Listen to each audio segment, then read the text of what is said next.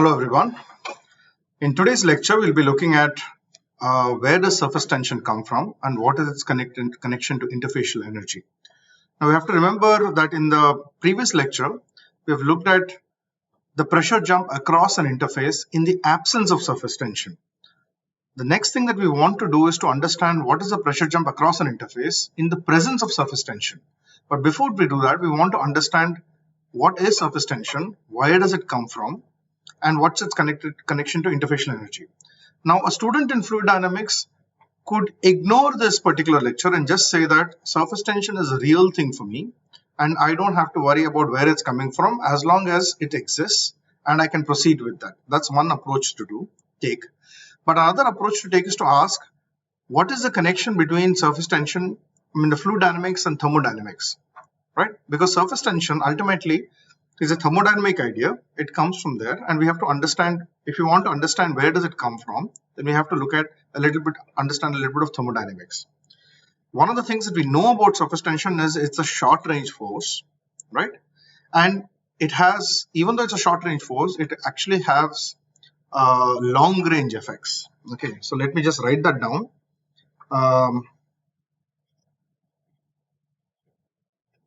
It's a short range effect. Can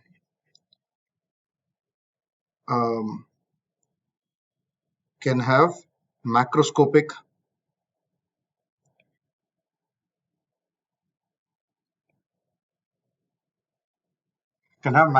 consequences, and I can give you a bunch of examples. For example, here I'm showing you 3 examples.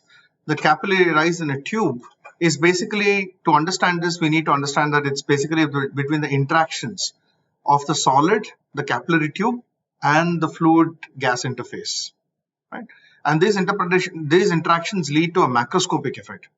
It could be the Rayleigh-Plateau instability shown schematically, where a liquid jet basically breaks up into droplets, or how a droplet, a sessile drop, interacts with the solid surface. Okay, all these 3 examples that I'm showing you are macroscopic features that we can see with our naked eye. Yet, their origins are from surface tension. And therefore, it's an interesting way that you can have a short range force and still have a macroscopic effect. Now, there is one disclaimer sort of I want to put out here, which is that I will basically only go look at these topics, the origins of surface tension and the connection to intermolecular forces, in a very simplistic way. I will be sacrificing quite a bit of rigor in the hope that it will lend some clarity to the subject. But there are several excellent original sources that a student can consult, and most of the topics that I'm going to talk about today are based on these excellent sources. Israel Chwili's book on intermolecular and surface forces is a seminal book on this topic. The molecular origin of surface tension was first looked at by Sir Michael Berry. And then there's a more recent paper about just over 10 years ago, which was revisited this problem and asked the connection between surface tension and contact angles as well. Okay, so these books and papers are very easily available, and a student who wants to go deeper into the subject can actually consult these sources. Now let's start with asking, what is the nature of molecular interactions? Okay, now to understand this, I am basically showing you two simple diagrams here. We want to understand molecular interactions. Let's consider a mixture of 2 kinds of molecules, and in the first state they are in a dispersed state, as I've called it here. Now, in the dispersed state, the molecules A shown in blue and the molecules B shown in orange, they basically coexist together. And in this particular case, I've taken the number of molecules to be the same. And you can see that there are bonds between A and A, as well as A and B. And in some cases, we have bonds between B and B as well, right? Now, we can go from this dispersed state, where the molecules are completely mixed together, to a state which is what Israel Chwili calls it as an associated state, where now you have a lot more cluster of there's a cluster of A molecules and a cluster of B molecules. Now, to go from the dispersed state to an associated state, there has to be a change in the energy. Okay, and this change in energy is directly connected to the binding energy of molecule A with A or molecule A with B.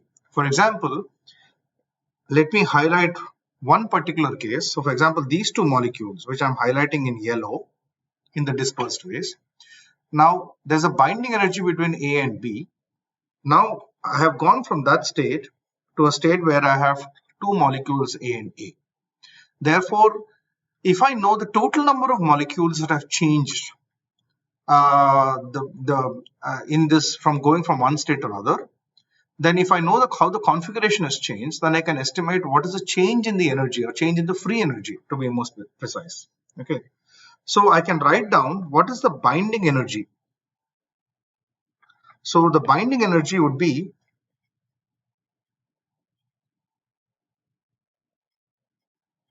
of molecules A and B in contact can be written as, so let's look at AA. The binding energy, I'm simply writing it as minus A square. And similarly, the binding energy with BB is minus B square. And binding energy of AB would be minus AB. So you can think of A and B are as quantities which are proportional to some more fundamental quantity. For example, if these are charged molecules, A could be proportional to the amount of charge that is present. Correct? So this is even true for even gravitational systems, where A and B could be thought of as associated with the mass of the, so that the interaction energy would be proportional to the product of the masses. Okay. Now we are looking at a more microscopic picture, which are mostly Coulombic interactions. Now we were having written down the binding energy of A with A and B with B and so on. We can write down the binding energies for different configurations. So now I can ask, what is the change in the state going from the dispersed state to an associated state? So let's look at that a bit more closely.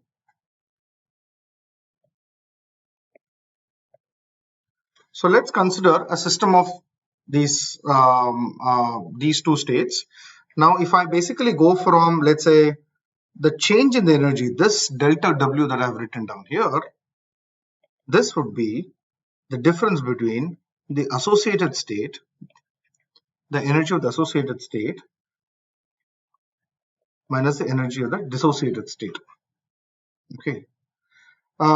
This is the difference in the energy. Now I can write down the difference in the energy as how many neighbors have switched around. Let's say there is n number of neighbors have switched. Therefore, I have A minus B whole square, where n is the number of bonds as such that have been formed in the process of association. New bonds that have been formed in the process of association, and some bonds which have been removed in the process of association. Okay. Now we can simplify this analysis expression. Okay, where I can now say this is n is A square plus B square minus 2AB. Okay. But let's remember WAA is minus A square, WBB is minus B square. Correct? So A minus B whole square can also be written as this quantity here. If I were to write it in red, this can also be written as square root of minus WAA times square root of minus WBB whole square, right? So this expression here that I have here can also be written as n times WAA plus WBB minus 2 times WAB. So we have this associated state.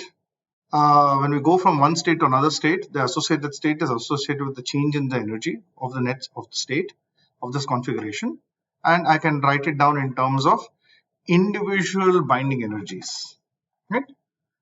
Now, why are we looking at this? Because once we have this general idea that it's basically associated with how individual interactions can lead to an interaction of a cluster. Okay. Now I want to take it one step further and expand it to surfaces. So let's look at interaction at surfaces. Okay. Now to understand the interaction of surfaces, let's basically start by looking at one simple cartoon. Okay. So here what I'm showing you is there are two surfaces, A and A, embedded in another medium B.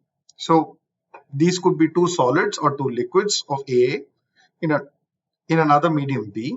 Okay, we'll think of all these examples in the context of liquids, though several of these ideas also carry over easily to solids. Now let's look at this particular case that I've shown here. So I have AA shown in orange, okay, embedded in B. Now notice that when I go from a configuration on the left to a configuration on the right, I have basically joined AA. In other words, I have eliminated two surfaces of AB. Okay, if I were to highlight those two surfaces, if I were to highlight them, it is basically one surface here and another surface here. These two surfaces that I'm highlighting have disappeared. And as a result, the change in the energy, the change in the free energy going from one state to another state would be -2 of gamma AB. And again, the factor 2 is coming because I have two surfaces have been eliminated. Okay. This is the change. So let me write this down. This is worth writing this down. The change in the free energy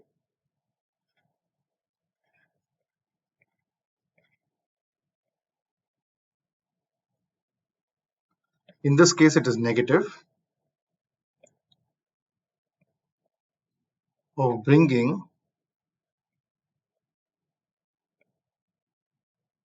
these two surfaces together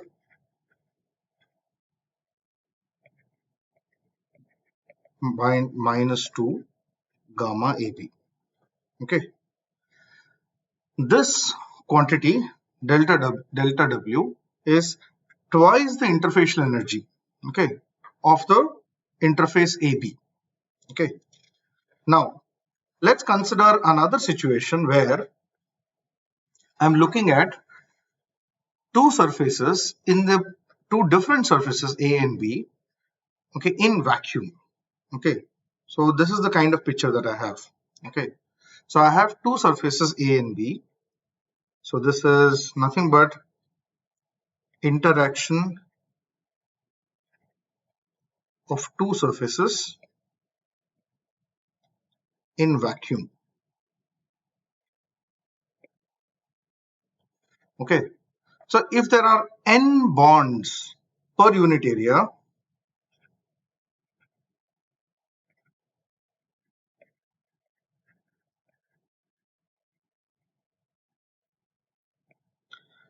then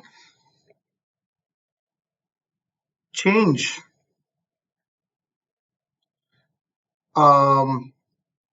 associated bringing A and B into contact. Okay, this is all these ideas are per unit area into contact. This change would be n times WAB. Okay, this is basically this quantity delta W that we've written down. This is the work of addition or the addition energy. Okay, now I can take the same idea forward and say, instead of basically interaction between bringing two surfaces of different materials together, let's say if I'm bringing two surfaces of the same material together. Okay, for example, as shown in this cartoon here, I have A and A coming together. In this particular case, the total work that a change in the energy is associated with what is called as the work of cohesion. So let me write that down. the energy change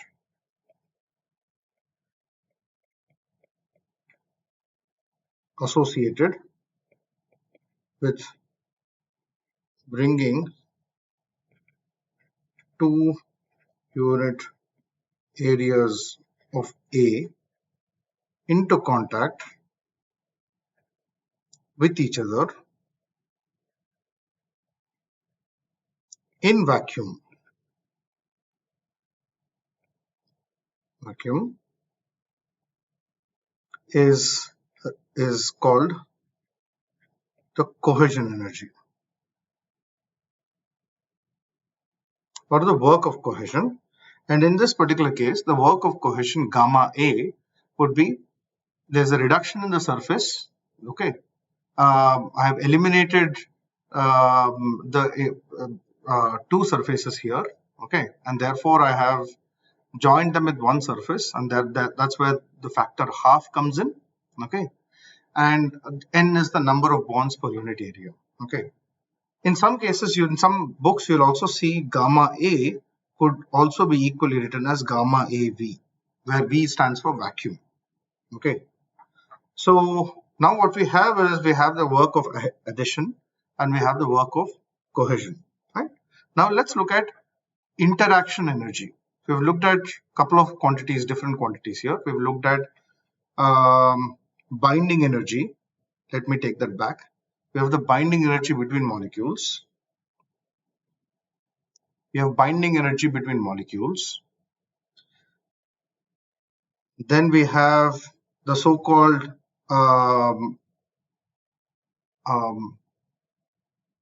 surface energy.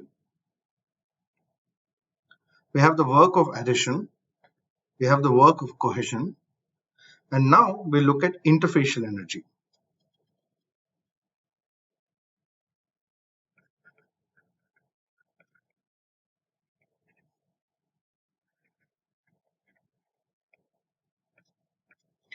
The interfacial energy, I'll write it as gamma AB. It's something that we saw in the first diagram. It is half n of A minus B whole square. Okay. This quantity, interfacial energy, we have to remember that this is very different from the work of addition. The work of addition, you can say, is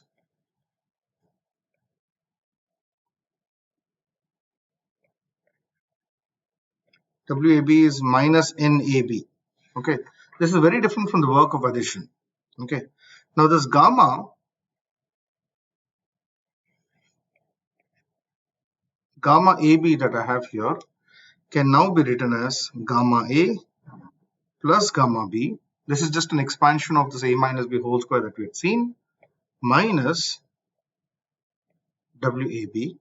This is per unit area. Okay. I would like all of you to work it out yourself. We already have A minus B whole square that we have written down earlier.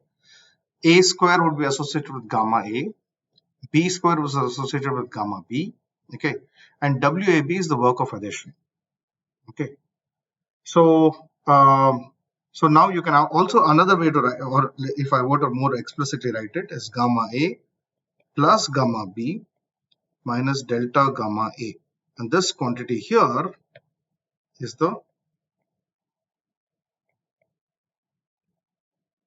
work of addition. Okay. So it's important to remember that this work of addition that we have, the interfacial energy that we have here, is related to the extra energy, extra surface that we are creating, right? So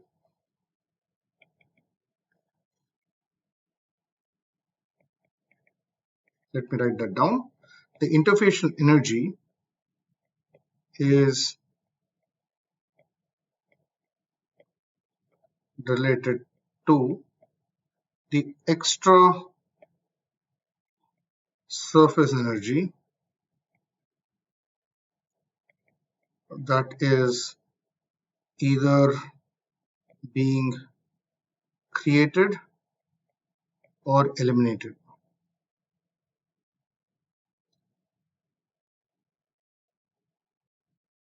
Eliminated in the process of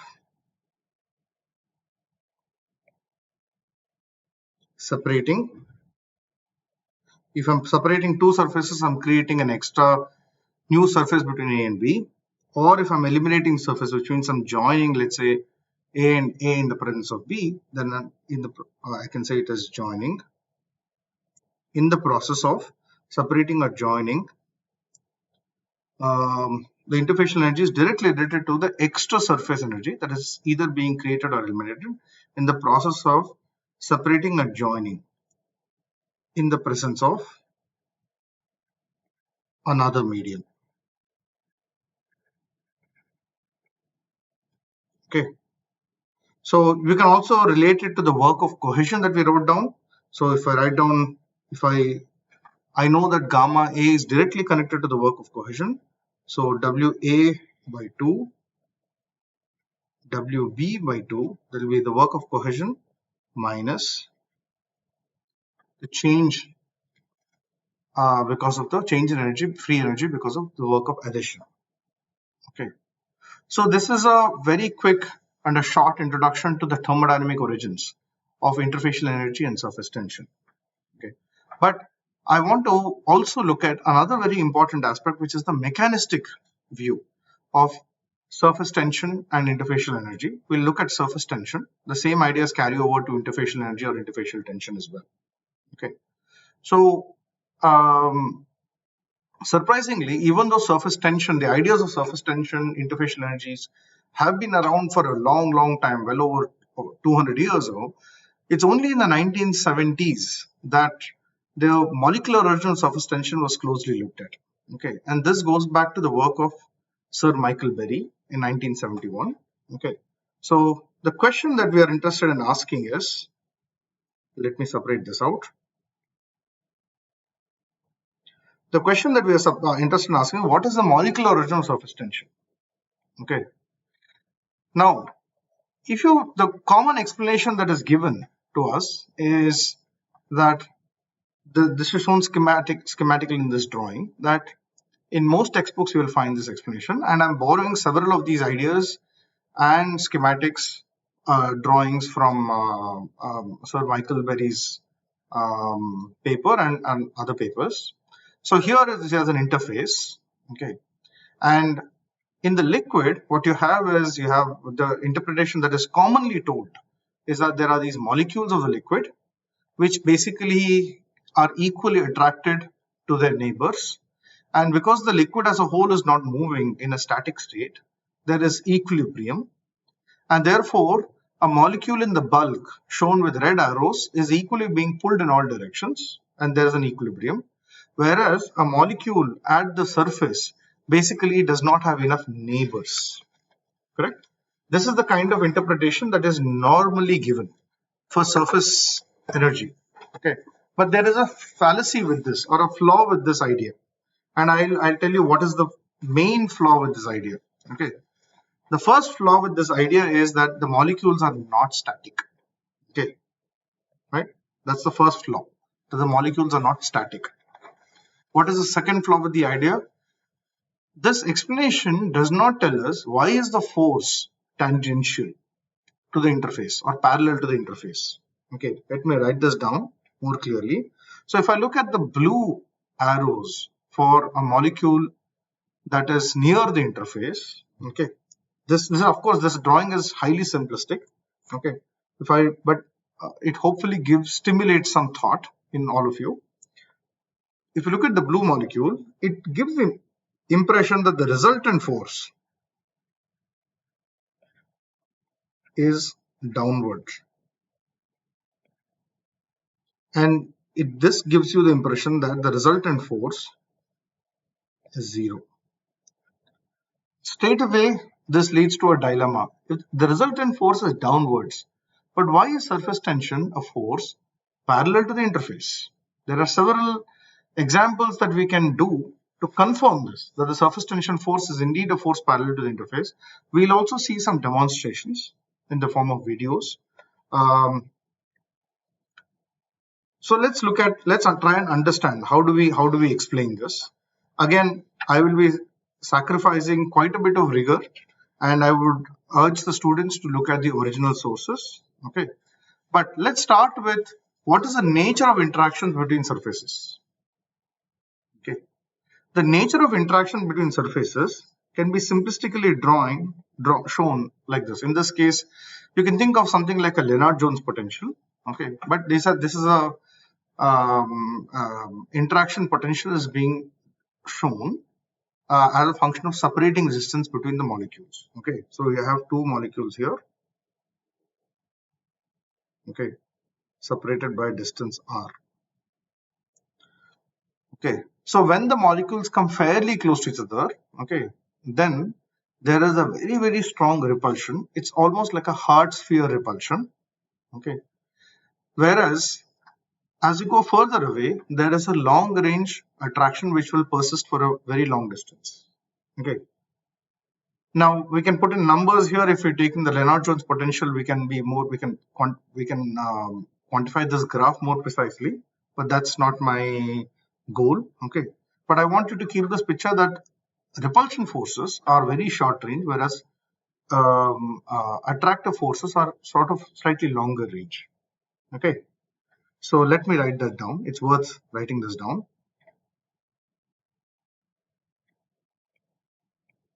Repulsion forces, very short range.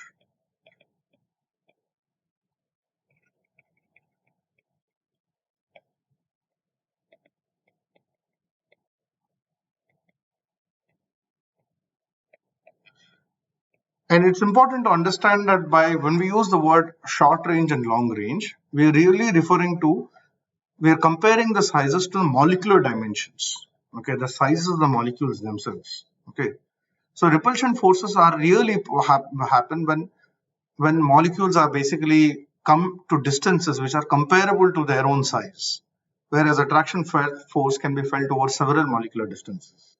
Okay, one should not confuse this short and long range, these words of short and long, in any macroscopic sense. These are all microscopic. These words are being used in a microscopic sense. Okay. So this idea of repulsion and being short range immediately leads us to an interesting conclusion. Repulsion forces are largely isotropic. Okay, isotropic.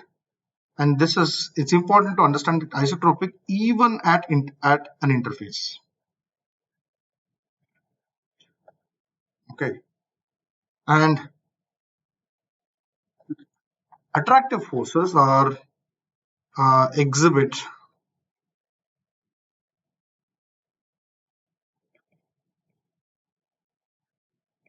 strong anisotropy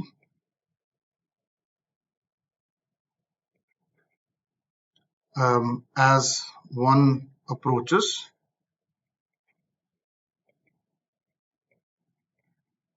the interface. Okay. Now, why is this the case? The reason this is the case is because if you think about what is repulsion is going to be experienced because of the push from surrounding molecules, right?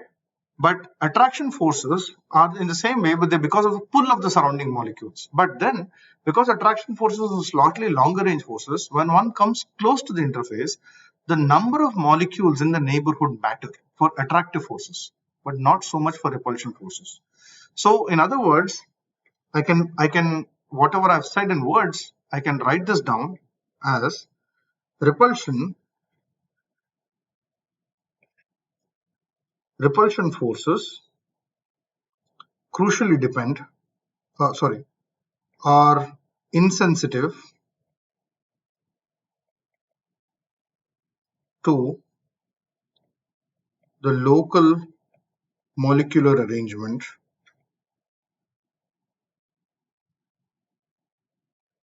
okay, maybe a better word to use is, rather than insensitive, a better word to use would be less sensitive, far less sensitive, okay, to the local molecular arrangement, whereas attractive forces are sensitive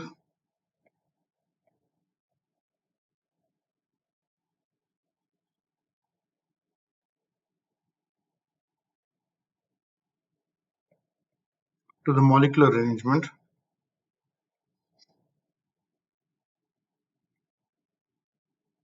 in the neighborhood.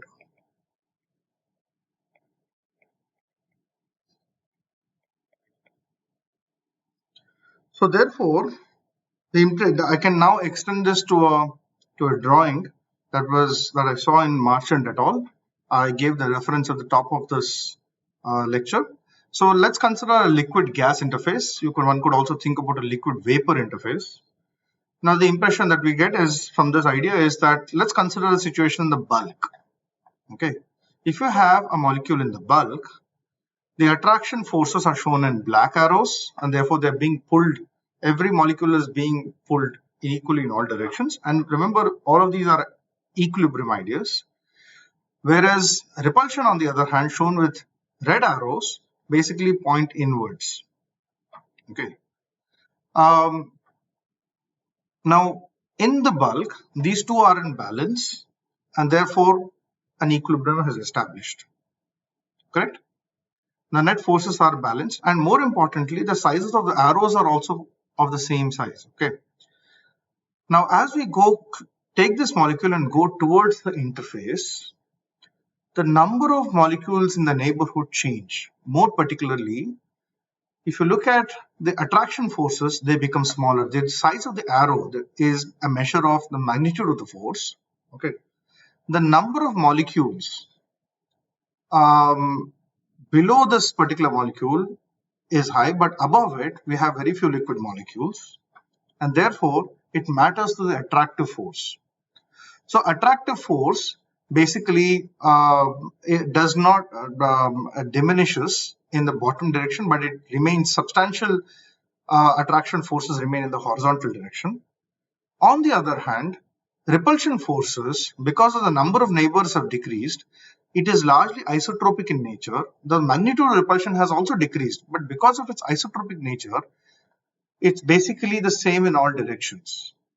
And so what then comes out of this kind of a mechanistic picture that we have created here is that there is a net tangential attraction force. Okay, net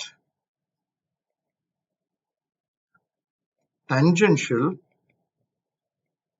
attraction force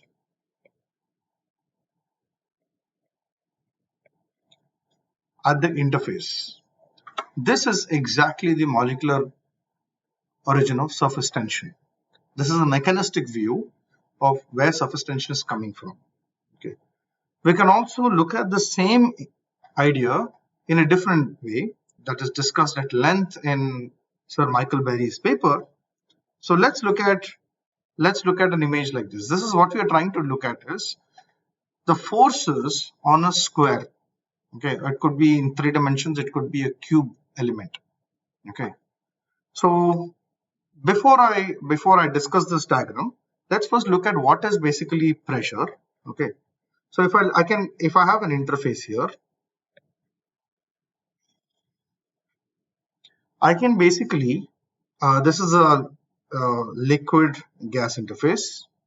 I can basically ask what is the force, what is pressure in a liquid. The pressure in a liquid, to understand this, what we could do is we could take a test section which is, let's say, horizontal or vertical or any orientation. Now if you are away in the bulk, these are basically the number of interactions on either side of this test section. These are test surfaces or test surfaces.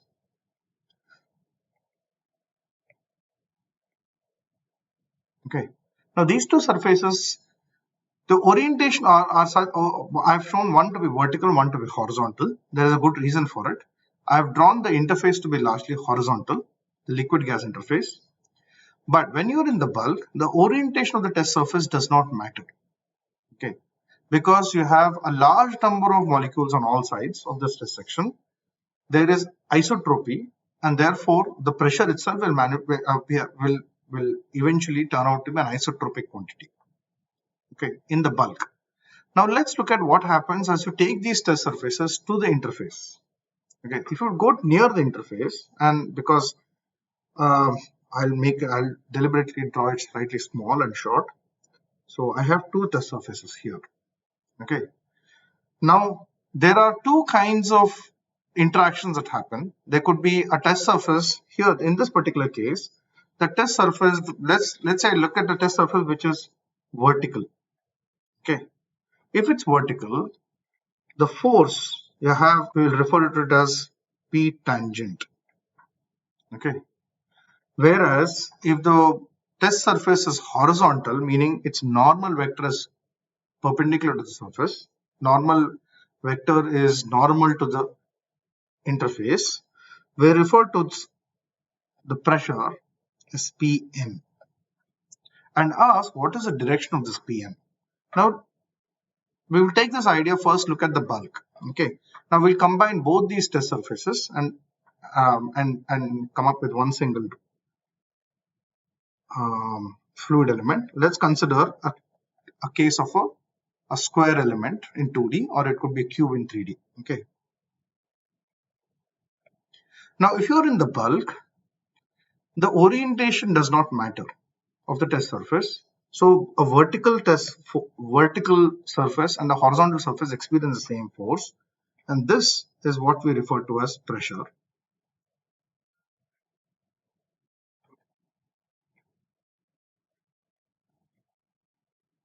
If you're going far away from the interface, then there could be gravitational effects, but I'm currently ignoring those ideas. The idea of changes in pressure because of gravity, because we are looking at what is happening near a surface. So gravitational effects can be ignored.